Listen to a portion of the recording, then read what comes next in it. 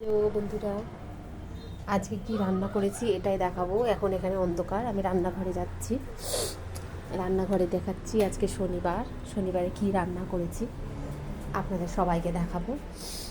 এই যে এখানে রান্না করেছি ভাত, এই যে এর মধ্যে ভাত রয়েছে, আর এখানে আছে এই যে ডাল করেছি, এখানে ডাল আছে, এখানে অল্প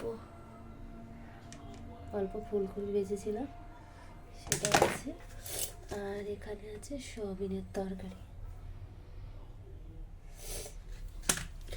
তো এটাই হচ্ছে আজকের আমাদের শনিবারের খাওয়া দাওয়া। দুপুরে